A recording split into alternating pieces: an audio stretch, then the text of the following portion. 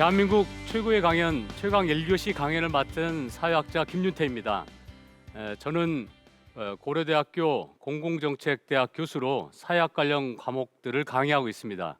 특히 정치사회학, 빈곤, 불평등, 복지국가의 변화, 사회학 이론이 주요 전공 분야입니다. 최근에 한국의 불평등이라는 책을 출간했습니다. 오늘 제가 드릴 이야기는 21세기 불평등에 관한 것입니다. 이 시간에는 불평등이란 무엇이며 불평등이 우리 삶에 어떤 영향을 미치는지, 그리고 지난 30년간 불평등이 왜 커졌으며 우리가 살고 있는 21세기 불평등의 특징은 무엇이고 불평등을 줄이는 방법이 또 무엇인지 함께 생각해 보는 기회를 갖겠습니다. 그래서 오늘 강연 주제는 21세기 불평등, 민주주의의 위기입니다.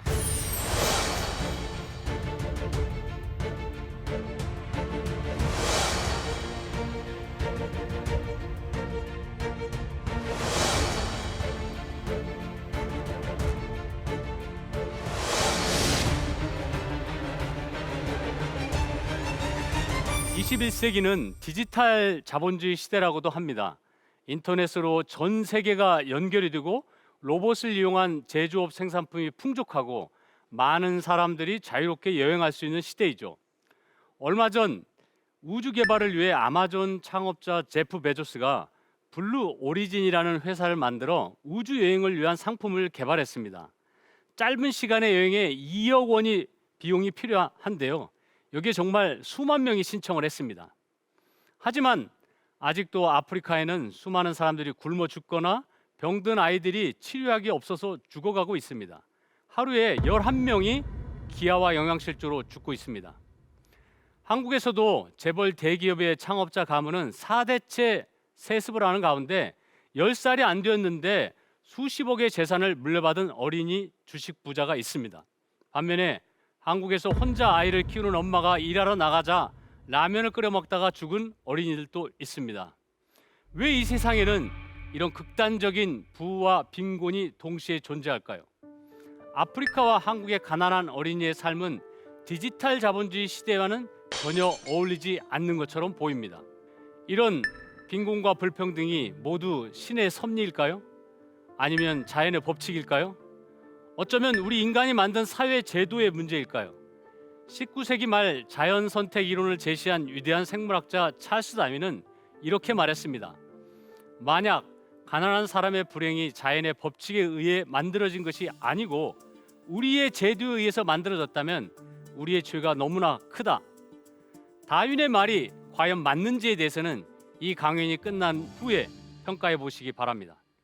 강연 맨 처음 몇 가지 말씀드리겠습니다. 첫째, 이 강연은 봉준호 감독의 기생충, 황동혁 감독의 오징어 게임이 세계적 관심을 끌게 된 것은 한류의 우월성이 아니라 우리 한국 사회의 어두운 자화상이라는 것을 성찰해야 한다는 문제의식에서 출발합니다. 둘째, 한국인들의 느낌입니다. 제가 서울의 한 경제단체의 초청 강연에서 들은 말입니다. 강연 주제가 왜 불평등이냐? 이런 주제면 아예 참석하지 않겠다는 사람도 있었습니다. 중앙정부의 한 강연에서는 고위 공무원이 내게 이렇게 물었습니다. 불평등 대신 다른 용어를 쓰면 안 될까요? 사람들이 거부감이 있는 듯 합니다.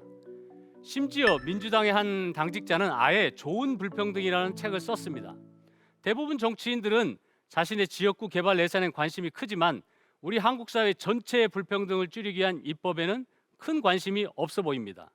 이렇게 한국 엘리트들은 불평등이라는 말 자체를 기피하거나 심지어는 좋은 것이라고 말하고 싶어 합니다. 그러면 보통 사람은 어떻게 생각할까요? 최근 한 여론조사를 보면 한국인 가운데 대부분의 사람은 불평등을 크게 우려하고 있습니다. 2020년 KBS 여론조사에 따르면 응답자 가운데 66%가 소득 불평이 매우 심하다고 응답했습니다. 한마디로 한국인들에게 불평등은 좋은 거라고 생각되지 않는 겁니다. 엘리트와 국민들의 불평등의 생각이 매우 다르죠. 셋째, 제가 오늘 말씀드릴 거는 한국인들은 믿기 어려울지 몰라도 한국의 심각한 불평등은 비교적 최근의 현상이라는 점입니다. 1950년대까지 한국은 세계에서 가장 평등한 사회 중에 한 나라였습니다. 1949년 농지개혁 때문입니다. 그때 이후로 지주가 사라지고 아마도 공산주의 국가를 제외하고는 개발도상국 가운데 가장 평등한 사회 중에 하나였을 겁니다. 그런데 현재 한국의 상위층 소득 집중은 선진국 가운데 미국 다음으로 가장 높은 편입니다. 2022년 통계를 보면 한국 상위 1%는 소득의 14.7%를 차지하고 상위 10%는 46.5%를 차지합니다. 상위 10%의 소득이 하위 50% 소득의 14배에 달하고 있습니다. 지난 30년 동안 심화된 불평등은 두 개의 극단적인 역설을 보여줍니다. 1960년부터 90년대까지 우리 한국은 한강의 기적이라고 불릴 만큼 빠른 고도 성장을 보였습니다. 그럼에도 불구하고 한국인들의 삶의 만족, 행복감은 선진국 가운데 최하위권입니다. 엄청난 물질적인 성공과 정신적인 실패가 바로 첫 번째 한국의 역설입니다. 저는 그 가장 큰 이유가 경제 성장의 혜택이 대부분 소수의 계층에게 집중이 되고 물질적으로 대부분의 사람들이 불안한 삶을 살아가고 있기 때문이라고 봅니다. 이는 불평등의 상처, 불평등의 고통, 불평등의 비극이라고 부를 수 있습니다. 어쩌면 경제 위기와 기후 위기만큼 불평등의 위기가 한국 사회의 가장 큰 사회 문제라고 볼 수 있습니다. 둘째, 1980년대 정치적 민주화가 이루어진 다음에 90년대 초에서야 본격적으로 불평등이 커졌다는 점도 역설적입니다. 정치적 민주화가 이루어졌는데 대중의 생활 수준이 개선될수록 민주주의가 작동하고 있지 않다는 걸 보여줍니다. 바로 한국 사회의 가장 큰 문제가 민주주의 위기라고 볼 수 있습니다.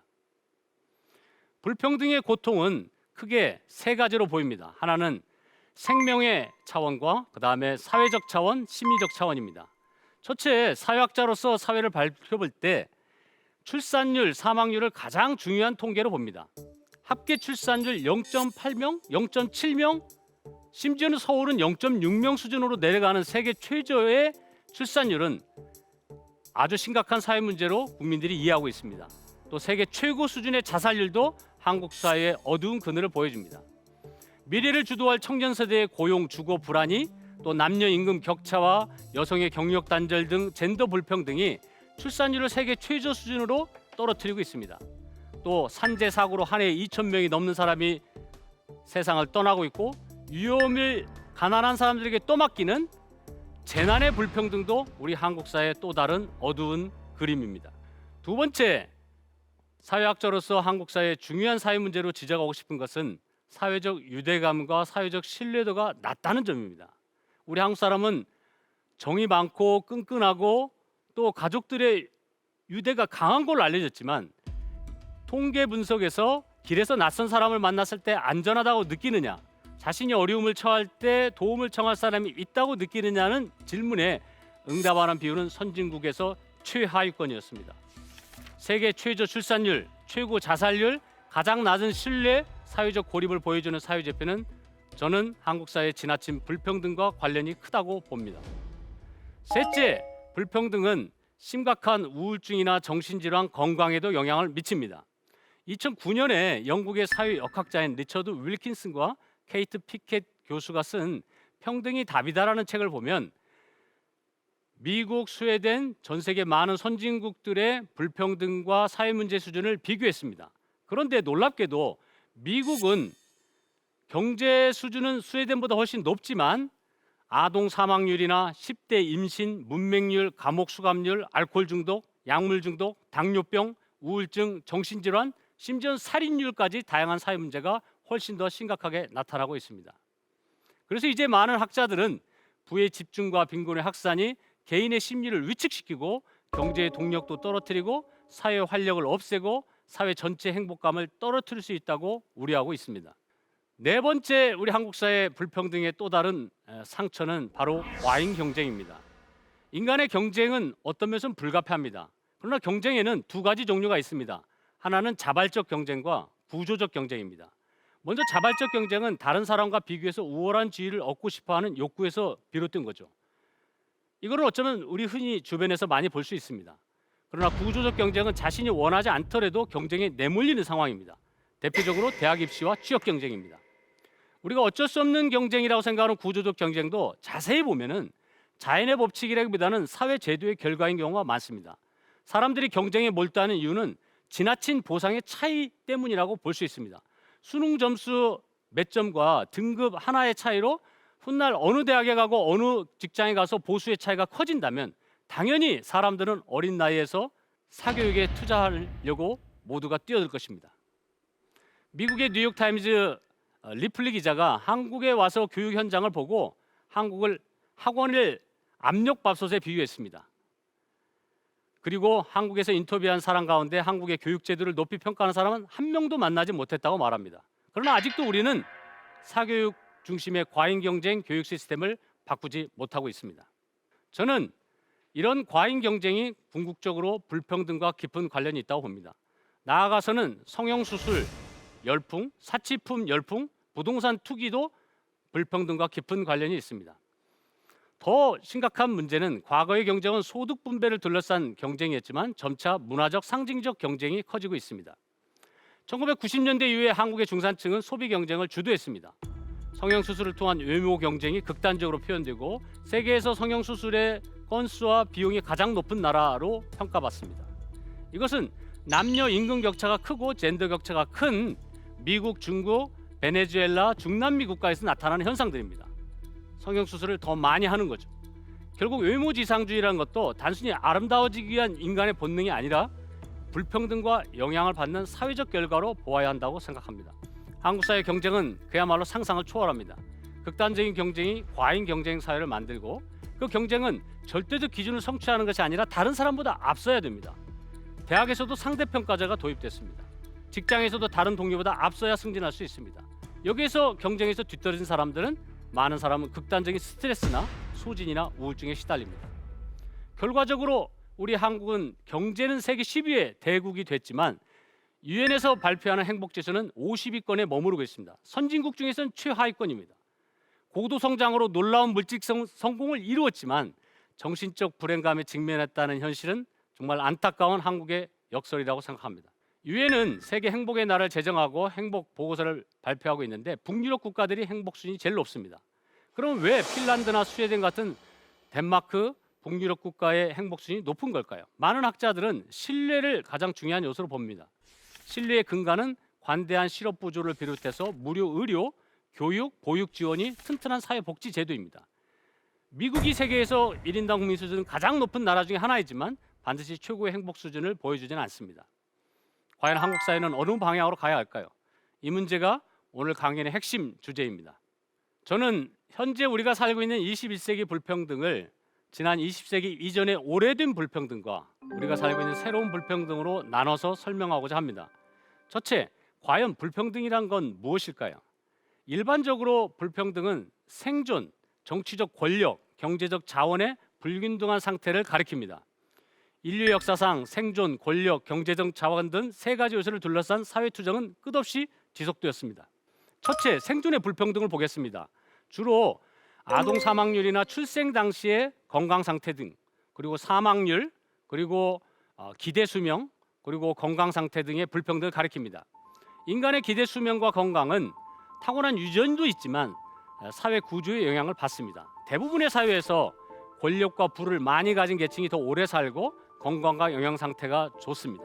상대적으로 부유한 나라들이 유아 사망률이 낮습니다. 산업혁명 이후에 경제적으로 풍요로워지고 의료기술이 놀랍게 발전했기 때문에 생존 불평등이 전 세계적으로 많이 줄어든 것도 사실입니다.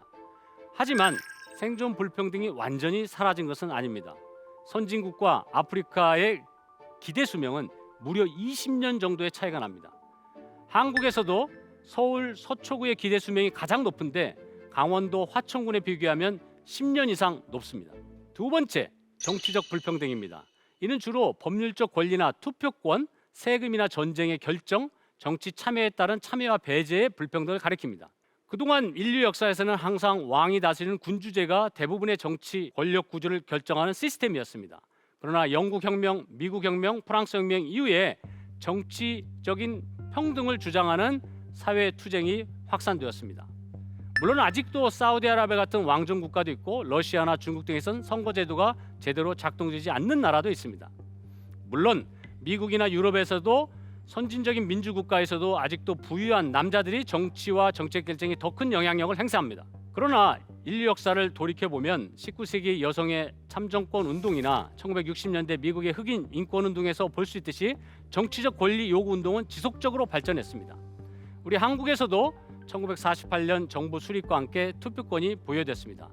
박정희 정부 시절에 일시적으로 투표권이 제한됐지만 1987년 이후에는 정치적 평등이 실현되었습니다. 그러나 여전히 우리 한국 사회에서는 보편적인 선거권과 별도로 부유층과 기업의 정치 영향력이 크고 상대적으로 저소득층의 투표율은 낮아지고 있다는 것이 정치학자들의 분석입니다. 특히 정치 엘리트들인 국회의원들이 주로 고학력 중년 남성이 많고 여성과 청년들이 참여율 비율이 매우 낮다는 점이 지적받고 있습니다. 세 번째, 어쩌면 가장 중요하게도 경제적 불평등입니다. 경제적 불평등은 보통 소득, 저축, 자산의 불평등을 의미합니다. 역사적으로 가장 치열한 정치 갈등은 경제적 불평등에서 비롯되었습니다. 고대 아테네 시대에 솔론의 개혁이 있었고 부유층과 빈곤층의 격차를 줄이기 위한 여러 가지 정치적인 갈등들이 있었습니다. 고대 로마 시대의 그라쿠스 형제의 토지 개혁도 그렇습니다. 그래서 유명한 고대 로마의 역사가 플루타르코스는 부자와 가난한 자의 불균형은 모든 공화국의 가장 오랜 치명적 우환이다 이렇게 말했습니다. 한국의 경우에도 조선 시대가 등장하면서 과점법 등 토지 개혁의 개혁 등이 결국 지나친 토지의 집중과 불평등을 줄이기 위한 하나의 제도 개혁이라고 평가할 수 있겠습니다. 그러면 영국, 미국 이런 현대적인 혁명에서 정치적 불평등을 해결하기 위해서 보통선거권을 주장하는 운동은 일어났지만 사실상 경제적 불평등은 큰 관심을 끌지 못했습니다. 혁명 이후에도 재산제도가 거의 변하지 않았기 때문입니다. 다만 프랑스에서는 사회재산을 둘러싼 갈등이 있었습니다. 당시에 토지의 70~80%를 가톨릭 교회가 소유하고 있기 때문에 대다수 농민들은 토지 분배를 강력하게 요구를 했습니다. 그 이후에 19세기에 자본주의가 등장하면서 노동운동이 확산되었고 경제적 평등을 주장하는 사회주의 공산주의 운동이 유럽 역사에서 중요하게 부각되었습니다. 놀랍게도 20세기는 경제적 불평등이 가장 급격하게 감소한 평등화의 시대였습니다. 여기에는 몇 가지 이유가 있습니다. 첫째, 전쟁으로 부유층 재산이 완전히 파괴되었습니다.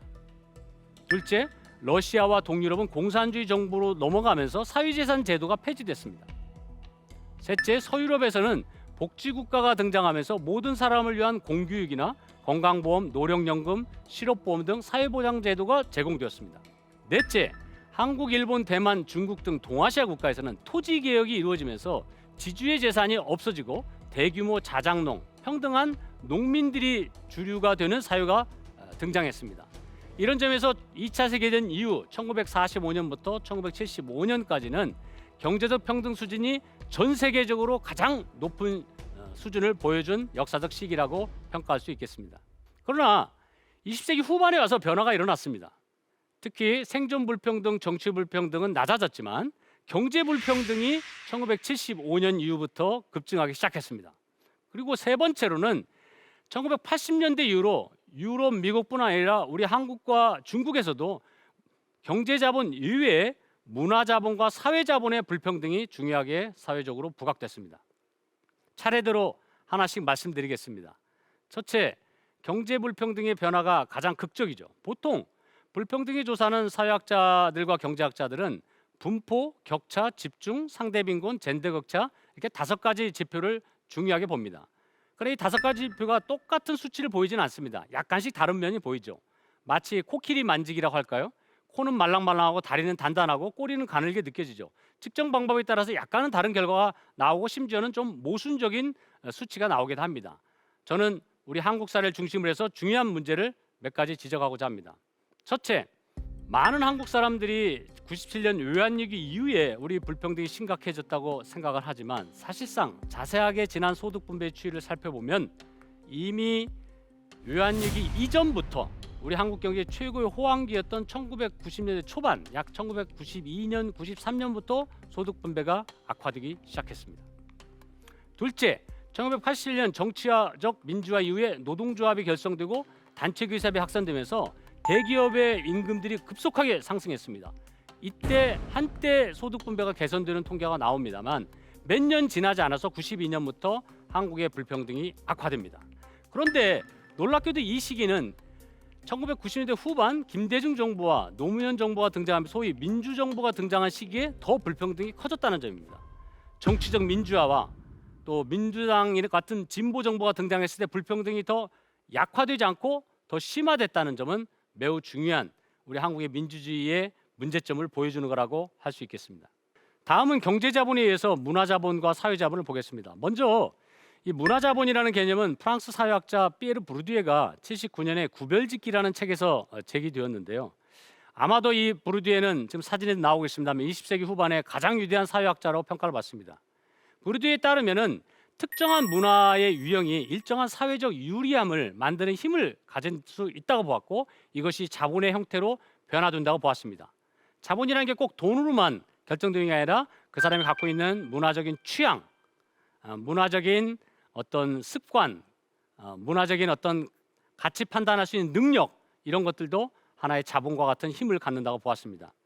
어릴 때부터 박물관이나 미술관을 자주 가고 피아노를 배우고 고전음악을 감상하는 경험은 누구나 누릴 수 있도록 허용되어 있는 것처럼 보이지만 사실상 모두가 누리는 것은 아니죠.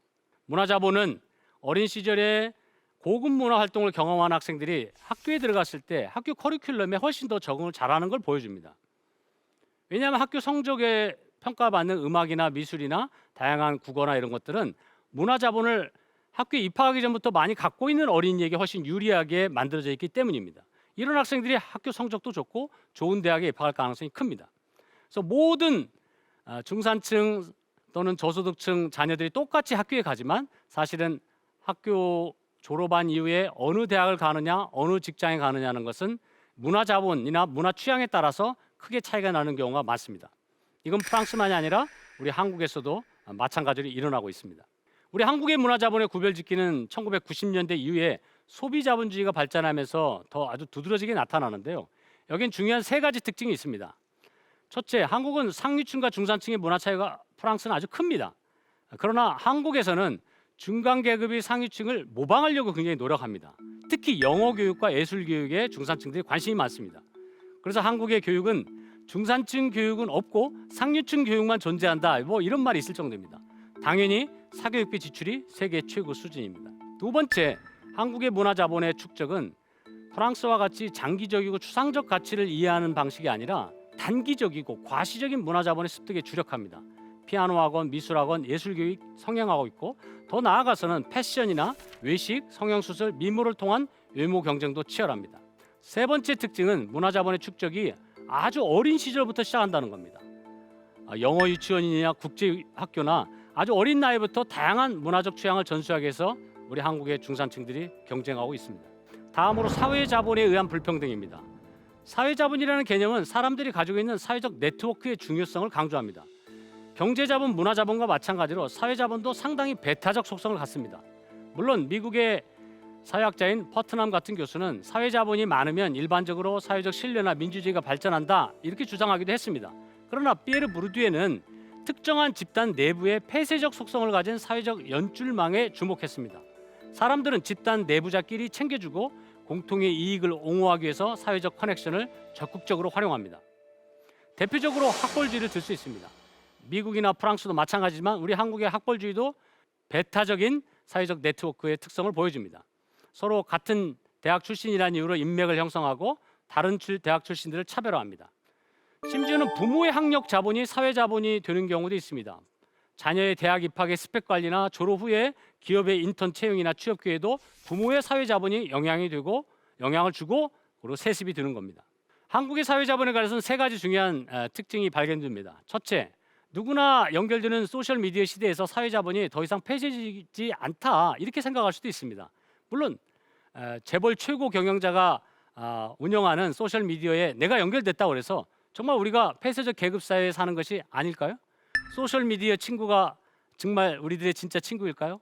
아니면 아닐 거라고 생각하는 사람도 많을 겁니다. 두 번째, 고학력 고소득 전문직 관리직 계층은 서로 아주 잘 알고 있고 같은 학교를 졸업했다는 것뿐만 아니라 서로 긴밀하게 사회적인 활동에서 연결되어 있습니다. 그러나 저학력 저소득 생산직 노동자들은 서로 잘 알고 있지만 이 부모의 사회 자본이 자녀들에게 똑같이 전승되는 경우가 많습니다. 세 번째, 가장 중요한 점인데 최상위 무유층들은 매우 특별한 사회적 연줄망을 갖고 있습니다. 보통 사람들이 접근하기가 어렵습니다. 잘 알지도 못합니다. 이들에겐 경제자본은 문화자본과 사회자본과 매우 밀접하게 연결되어 있고 사회 대다수 사람과는 명백하게 구별되고 심지어는 동창회뿐만 아니라 결혼이나 사회적인 친목회에서도 단절된 경우가 많습니다. 이들은 비슷한 고가 주택의 지역에 살고 상위권 대학에 나오고 해외 유학을 가고 함께 투자를 상의하고 자녀의 대학 입시를 돕고 비슷한 가문끼리 결혼하기도 합니다. 그래서 20세기 이전에도 물론 사회적 인맥은 존재했지만 현 시대에 더욱 뚜렷하게 더 힘을 발휘하고 있습니다. 이제 돈을 얼마나 가지냐보다 누구를 얼마나 아느냐가 중요한 사회가 되었다고 볼 수 있겠습니다. 이렇게 문화자본, 사회자본의 중요성이 커지고 있는데 이 역시 경제자본의 불평등과 밀접한 관련이 있습니다. 경제자본이 있어야 문화자본과 사회자본을 축적하고 강화할 수 있겠죠. 그러면서 새로운 사회현상이 나타납니다. 부모에게 이런 다양한 문화자본, 사회자본을 물려받을 수 있는 사람과 부모에게 물려받지 못한 사람의 격차가 커졌다는 점입니다. 이제 가진 자와 못 가진 자의 불평등이 아니라 부모가 부자인 자와 부자가 아닌 자의 불평등으로 나눠지고 있다는 지적도 있습니다. 19세기 유물로 사라진 출신이 이제 또 다른 부의 상징이 되기 시작한 것입니다. 21세기 불평등이 커지면서 우리 한국에도 중산층이라고 생각하는 사람이 줄어들고 있습니다. 우리나라의 중산층은 약 61%로 보고 있지만 주관적 중산층은 50% 수준으로 떨어지고 있습니다. 1990년대는 약 80%가 중산층으로 생각한 것에 비하면 놀라울 정도의 축소를 보여줍니다. 심지어는 소득 중산층은 60%인데 주관적 중산층은 50%이기 때문에 무려 10%의 차이가 있습니다. 왜 그럴까요? 많은 경우 한국의 중산층은 가계부채에 고통을 겪고 있고 노후나 사업의 실패나 이런 불안감들이 큰 추락의 공포가 있기 때문에 그렇습니다. 복지와 사회 안전망이 취약하기 때문에 그렇죠. 둘째, 한국 사회에서는 세습 자본주의가 다시 등장하고 있습니다. 과거와는 달리 창업자나 전문 경영인이 부자가 되기보다는 자수성가한 사람보다는 재벌 2세, 3세의 비율이 압도적으로 높습니다. 상속형 부자가 대다수를 차지합니다. 반면에 빈곤층은 가난을 대물림하는 경우가 많습니다. 그래서 한국 사회에서는 지난 10여 년 동안에 인터넷에서 떠도는 말인데 금수저, 흙수저로 사회가 분열됐다는 지적이 있습니다. 지난 30년간 지나치게 커진 불평등은 많은 경제학자들을 당혹스럽게 했습니다. 1960년대 이후의 주류 경제학은 사이먼 쿠즈넷 경제학자의 역유자 모형처럼 경제 성장할수록 불평등은 줄어들 걸로 예상했습니다. 실제로 1950년대, 60년대는 유럽과 미국에서도 불평등이 줄어들었죠. 그러나 1970년대 이후를 보면 이런 경제학자들의 낙관적인 이론과는 달리 불평등이 증가하기 시작했습니다. 2014년 프랑스 경제학자 토마 피케티가 21세기 자본에서 지난 200년간 주요 국가의 납세 통계를 분석해서 불평등이 지속적으로 증가했다고 주장했습니다. 그러면 이 나라들에서 왜 불평등이 늘어났을까요? 피케티 교수는 조세제도의 변화가 가장 큰 원인이라고 봅니다. 저는 조세제도도 물론 중요하지만 기업 지배구조, 노동시장, 노조 약화 등 다른 요인도 함께 보아야 한다고 생각합니다. 학계에서는 크게 세 가지 접근법으로 분류합니다. 첫째, 구조적 관점인데요. 세계화나 기술의 진보나 인구 변화를 중시합니다. 둘째는 권력 관계의 관점입니다. 기업과 노동조합의 힘의 관계를 보는 거죠. 셋째는 제도적 관점인데 교육이나 복지나 사회제도나 선거제도, 정치체제가 불평등에 미치는 영향을 봅니다. 이 세 가지 차원이 서로 긴밀하게 연결되어 있고 어떤 것은 또 명확하게 분리하기는 어렵습니다. 그러나 이해하기 쉽게 하나씩 살펴보겠습니다. 먼저 1997년 한국 외환위기 발생할 당시에 독일 언론인이 세계화의 덫이라는 책을 출간했는데 우리 한국에서도 베스트셀러가 되었습니다. 이 책의 주장은 지구화가 불평등을 심화시켜서 20대 80의 사회를 만든다고 주장했습니다. 그리고 1999년 시애틀에서도 세계화에 반대하는 세계무역기구 회의 장소 앞에서 격렬한 시위가 벌어졌습니다. 이것을 일부 사람들은 시애틀 전투라고도 불렀죠. 우리나라에서도 이때 세계화에 반대하는 그런 목소리가 상당히 많았습니다. 정말 세계화가 불평등을 증가시키는 걸까요? 한국 기업이 해외로 빠져나가고 이주 노동자 한국의 일자리를 뺏어갈까요? 그러나 최근 연구를 보면 세계화 이후에 한국 실업률은 크게 증가하지는 않았습니다. 오히려 수출 대기업의 수익이 늘어나면서 대기업 노동자의 임금이 상승했습니다. 이 점 때문에 세계적으로 수출 대기업의 임금 상승이 불평등의 원인이다 이렇게 주장하는 학자들도 있습니다만 이건 명확하지는 않습니다. 불평등의 원인은 훨씬 더 복잡합니다. 그런데 미국과 유럽의 극우 정당에서 세계화나 이주노동 때문에 일자리가 사라졌다는 주장이 확산되기 시작했습니다. 대표적으로 미국의 트럼프 대통령이 당선되자 보호무역주의를 돌아가고 또 멕시코 국경에 장벽을 세우겠다고 공약했습니다. 영국은 국민투표로 유럽연합에서 탈퇴했습니다. 세계에서 가장 앞장선 미국과 영국이 반세계화로 돌아선 것은 정말 역사의 아이러니라고 볼 수 있습니다. 물론 세계화에는 승자도 있고 패자가 있습니다. 금융자본과 대기업은 많은 이익을 얻었지만 선진국의 숙련 노동자는 일자리를 잃는 경우도 있었습니다. 그러나 세계화가 가장 큰 불평등의 원인으로 보기는 어렵습니다. 두 번째, 기술의 진보에 관한 논쟁이 또 뜨거운 학계의 쟁점인데요. 19세기 기계 도입 이후로 영국의 러다이트라는 사람들이 기계를 파괴했습니다. 기계가 내 일자리를 뺏어간다고 보는 거죠. 그러나 오늘날 경제학자들은 기술이 발전할수록 새로운 일자리가 계속 늘어난다고 봅니다. 물론 한때 기술이 발전하고 로봇이 자동화가 도입이 되면은 일자리가 없어질 거란 비관론도 있었습니다. 그러나 지난 30년을 되돌아보면은 일자리가 사라질 거라는 비관론은 맞지는 않았습니다. 실제로 일자리는 지속적으로 새로운 일자리가 생겼고 실업률은 그다지 올라가지는 않았습니다. 근데 문제는 과거에 같은 숙련 노동자 좀 괜찮은 일자리는 없어지고 서비스 저임금 주로 질이 나쁜 일자리가 많이 생겼다는 문제입니다. 그렇기 때문에 현대 경제학자들은 불평등이 기술이나 개인의 교육 수준의 불일치로 보는데 실제로 대졸 고졸의 임금 차이는 있긴 있죠. 그러나 최근에 와서는 이런 주장도 점점 현실에 더 이상 들어맞지 않는 경우가 많이 나타나고 있습니다.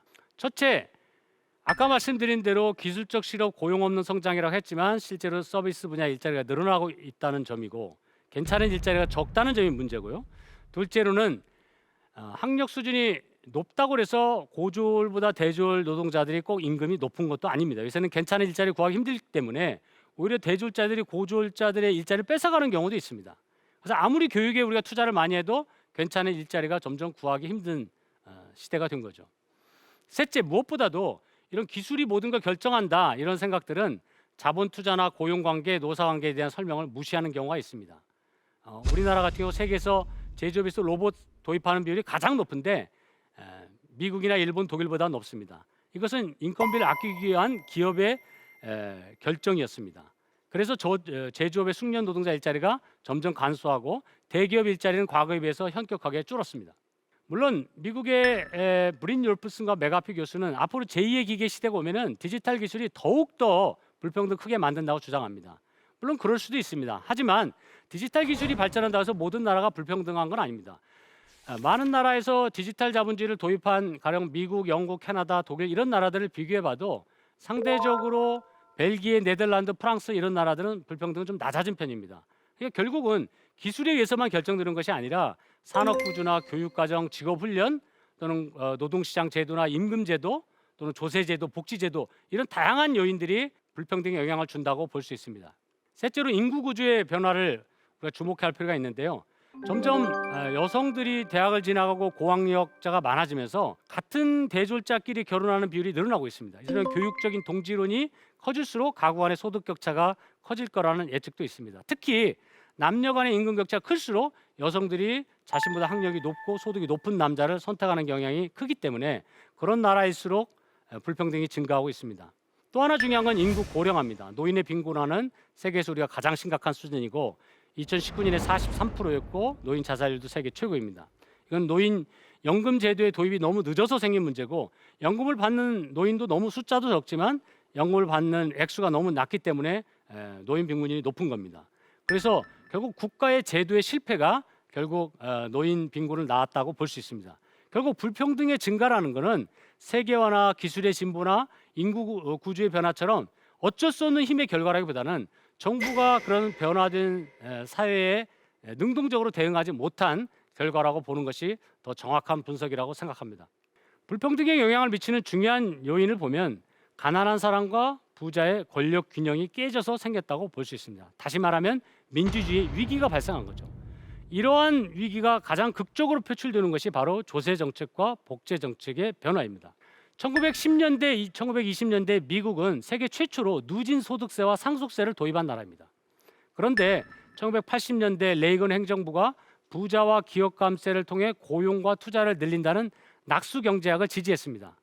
그러나 부자 감세는 정부 재정을 축소하는 긴축 정책을 강제하고 필연적으로 불평등을 악화시켰습니다. 1980년대 이후 미국의 부유층은 세계화의 성과를 차지하고 소득은 엄청나게 증가했지만 소득세와 재산세, 상속세는 미국에서 계속 낮아졌습니다. 반면에 노동자 임금은 억제되거나 정체되었습니다. 노동 조건이 점점 나빠지거나 오히려 부가세를 비롯한 세금들이 인상되기도 했습니다. 그래서 미국의 유명한 투자자인 워렌 버핏은 이런 말을 했습니다. 미국에서 계급 전쟁이 벌어지고 있는데 내가 속한 부자 계급이 빈곤 계급을 이기고 있다. 이 워렌 버핏과 같은 슈퍼리치가 부담하는 금융소득세율은 15%에 불과하지만 그 워렌 버핏의 비서인 노동자는 근로소득세 30%가 넘게 훨씬 세율이 높습니다. 기업의 법인세율도 20% 수준으로 떨어졌습니다. 상속세율도 더 낮아졌고 면세점 기준도 더 높아졌습니다.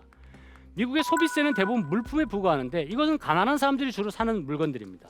그러나 부자들이 사용하는 서비스는 대부분 세금이 매우 낮습니다. 결국 가난한 사람이 세금을 더 많이 내게 된다는 미국 경제학자들의 분석이 나오고 있습니다. 2022년 옥스팜이라는 국제 구호단체의 보고서에 따르면 코로나19 기간 동안 상위 1%가 부의 63%를 차지했다고 합니다. 세계에서 가장 부유한 사람 중에 하나인 앨런 머스크 테슬라 CEO는 2014년과 2018년 동안 적용된 실질세율이 불과 3%에 불과합니다. 세계 최고 부자들은 조세 도피죄로 자기 재산을 옮기거나 국적이나 회사 본사를 아예 이전해서 거의 세금을 내지 않는 경우도 많습니다. 구글이나 메타와 같은 빅테크 기업의 탈세도 심각합니다. 에너지 식품 대기업은 지난 최근에 인플레이션 때문에 엄청난 이익을 얻었지만 주주들에게 배당했습니다. 하지만 대다수 사람들은 인플레이션과 에너지 폭등으로 삶의 고통을 겪게 되었던 것입니다. 한국에서도 조세 정책과 사회 정책이 불평등에 큰 영향을 미치는 걸로 분석 결과가 나오고 있습니다. 한국은 조세 부담률이 너무 낮고 사회 지출 비율도 너무 낮습니다. 우리들은 세금이 너무 많이 낸다 이렇게 생각하시는 분도 있겠지만 1980년대 우리나라 최고 소득세율은 70% 수준이었지만 90년대를 거치면서 절반 수준으로 인하가 됐고 소득세의 누진성도 후퇴되었습니다. 한국의 조세 부담률은 20% 수준으로 OECD 회원국 가운데 제일 낮은 수준입니다. 결과적으로 국내 총산산 대비 사회지출 비율도 OECD 회원국 가운데 최하위권입니다. 공공사회지출 예산 비율이 국내 총산산에 비교했을 때 12%를 겨우 넘습니다. 그래서 OECD 평균이 20%에 비해 크게 뒤지고 있습니다. 프랑스나 스웨덴, 노르웨이, 덴마크 같은 복지 선진국에 비하면 절반에도 되지 않습니다. 그럼 북유럽 국가가 이렇게 세금을 많이 걷으면 경제에 부담이 되는 거 아니냐 이렇게 볼 수 있겠습니다. 그러나 복지 지출 수준보다 복지 지출의 구조가 중요합니다.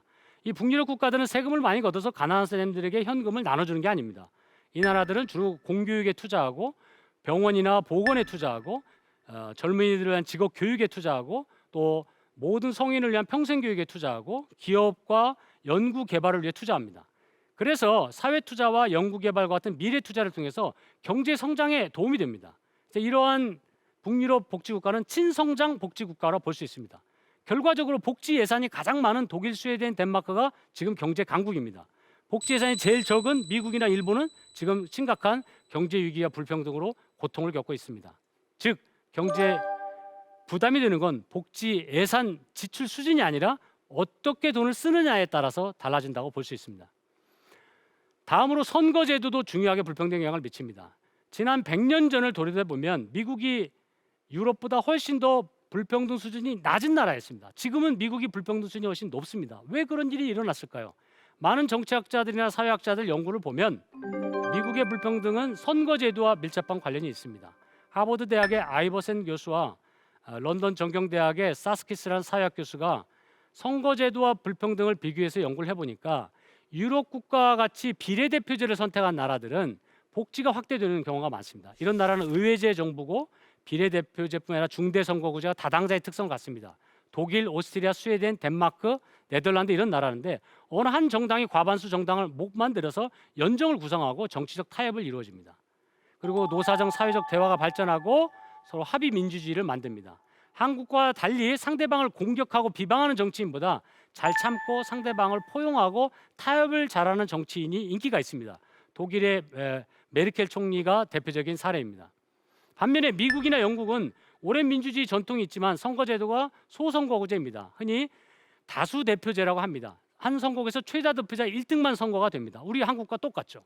이런 나라는 주로 양당제가 발전하고 선거에서 승리한 정당이 권력을 독점합니다. 그래서 다수제 민주주의라 부릅니다. 선거에서 패배한 정당은 정치 과정에서 배제됩니다. 그러다 보니까 정권 교체기마다 경쟁이 아주 치열하고 정치 양극화가 심각합니다. 미국의 트럼프 대통령이 선거에 불복해서 의회에 폭동 사태가 난 것 같은 이런 정치적 갈등이 극단적으로 나타나는 경우가 있습니다. 그러나 이런 단순 다수 대표제의 정당 체제에서는 부자가 지지하는 보수 정당과 가난한 사람들이 지지하는 진보 정당 양당 체제로 재편되는데 대부분 선거에서는 보수 정당이 이긴 경우가 한 3분의 2가 많습니다. 왜냐? 캐스팅 보트를 가진 중산층들이 대개 보수 정당을 지지합니다. 사실 중산층들은 보수냐 진보의 중간에 있기 때문에 조세도 점진적으로 인상하고 복지도 점진적으로 확대하기를 주장합니다. 그러나 보수 진보 어느 정당도 자기 마음에 드는 정당이 없습니다. 그러다 보니까 이렇게 마음에 안 들 바에는 차라리 현상 유지를 선택하자 하는 경향이 많습니다.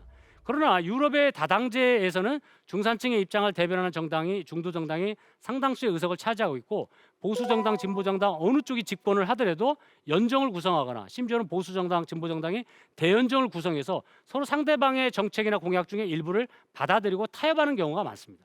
그래서 미국식 민주주의는 민주주의가 선거제도는 도입됐지만 불평등 민주주의다 이런 지적이 있습니다. 미국의 정치학자 레리 바텔스 교수의 2008년 책의 제목이기도 합니다. 대기업이 공화당이나 민주당뿐 아니라 미국의 모든 정치 시스템을 지배하고 있다고 보는 겁니다. 그래서 노동조합과 저소득층을 대변하는 미국의 민주당의 클린턴 대통령이 집권 이후에 1990년대에 오히려 세금을 인하하고 기업이 요구한 대로 부자들 감세를 내주고 복지도 축소했습니다. 그리고 금융 규제를 철폐하고 오히려 부동산 투기를 부추기는 금융 규제 완화를 시도했습니다. 오바마 행정부도 거의 유사한 정책을 했습니다. 그래서 한국에서도 이런 유사한 불평등 민주주의가 발생하고 있습니다. 우리 한국은 더욱더 이 선거제도가 좀 독특합니다. 소선거구제뿐만 아니라 두 번째 중요한 문제는 지역주의 정당 구조가 아주 강고하다는 겁니다. 지역주의 개발 공약만 유권자들이 관심이 크고 전국적인 이슈인 조세나 복지는 관심이 적은 편입니다. 셋째로는 반공주의 영향이 워낙 강해서 진보적인 정당들이 상당히 입지가 약합니다. 그래서 사회적인 약자를 대표하는 사람들이 선출될 수 있는 정당들이 매우 취약하고 취약계층들의 목소리가 반영되지 않기 때문에 약자를 무시하는 배제 정치가 강화되고 있습니다. 그러면 왜 미국이나 유럽이나 한국에도 다 진보 정당이 있는데 왜 빈곤과 불평등 해결을 위해서 노력하지 않는 걸까요? 여기 세 가지 이유가 있습니다. 하나는 기술이 발전하면서 제조업 인구가 감소하고 있고 노동운동이 약화되고 있습니다. 대신 화이트 칼라나 서비스 일자리가 증가하고 있죠. 둘째는 정당의 선거 전략이 바뀌고 있습니다. 미국의 클린턴 대통령이나 영국의 토니 블레어 총리의 노동당도 비슷한 선거 전략의 변화를 보여주는데 당원들이 제조업의 노동자보다는 서비스 분야의 고학력, 고소득 당원 비율이 늘어나기 때문에 이들의 정책들이 바뀌고 있습니다. 이 고학력 당원들은 복지 확대보다는 주로 미국 같은 경우는 낙태나 동성애나 문화적 이슈, 정체성 정치에 관심이 많습니다. 어떤 학자는 이런 고학력 진보파를 브라만 좌파라고 불렀습니다. 한국에서도 강남 좌파란 말이 있죠. 이들은 말로는 진보를 주장하지만 오히려 세금을 감면해주고 교육을 통해서 사회적 지위 세습을 옹호하고 있습니다. 그래서 미국의 클린턴과 영국의 블레어가 집권하는 동안에 오히려 빈곤과 불평등이 더 악화됐다는 것은 놀라운 변화입니다. 그래서 점차 가난한 노동자들은 자기가 지지했던 진보 정당이 더욱더 자기 삶을 개선해주지 못하자 자기 눈을 다른 곳으로 돌립니다. 바로 실업과 빈곤의 책임이 이민자 때문에 그렇다, 여자 때문에 그렇다 이렇게 주장하는 극우 정치인들이 인기를 얻기 시작했습니다. 도널드 트럼프와 또 유럽연합 탈퇴를 주장했던 영국의 보리스 존슨 총리가 대표적인 사례입니다. 이런 현상을 워릭대학의 사회학 교수인 콜린 크라우치 교수는 포스트 민주주의라고 불렀습니다. 포스트 민주주의는 형식적으로는 절차적 민주주의와 법에 의한 지배가 작동이 되는 겁니다. 그러나 민주주의의 근본적 목적을 배신하는 국가가 등장하고 있다는 것입니다.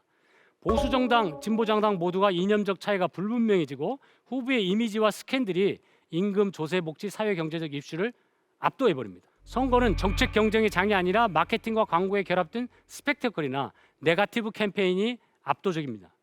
유권자들은 정책 결정에 참여하지 못한 채 선거운동을 마치 무슨 쇼처럼 구경하는 사람이 되거나 인터넷에 댓글을 다는 게 마치 정치 참여라고 착각하고 있습니다.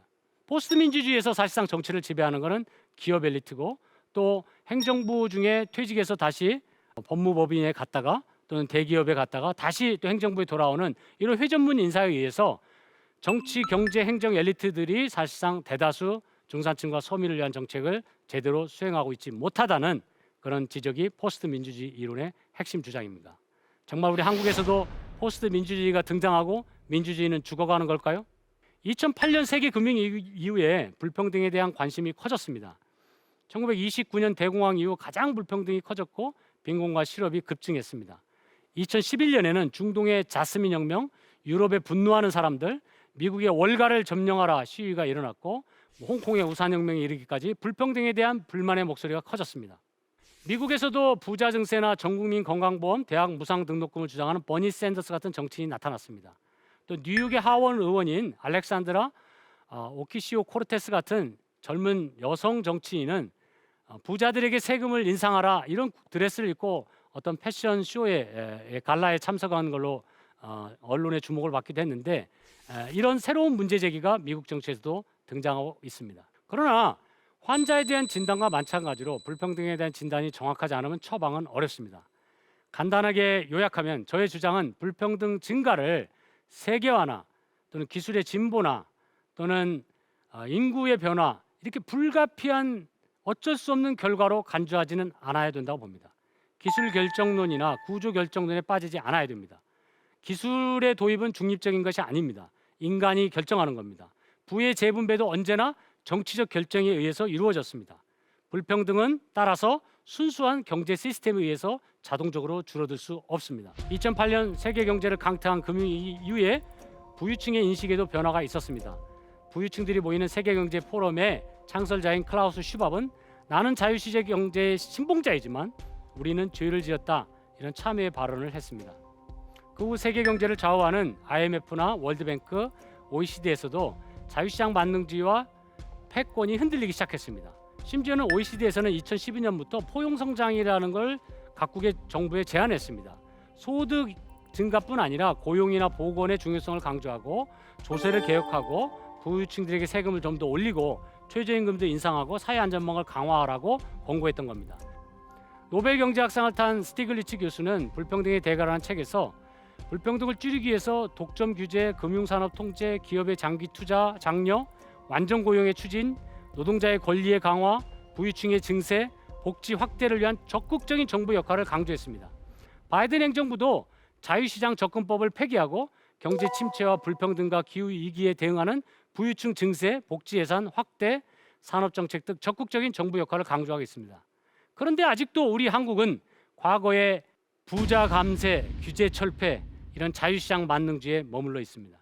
1980년대 이후 부자 감세와 규제 철폐만 주장하는 자유시장 만능주의는 빈곤과 불평등을 키우고 민주주의의 위기를 야기했습니다.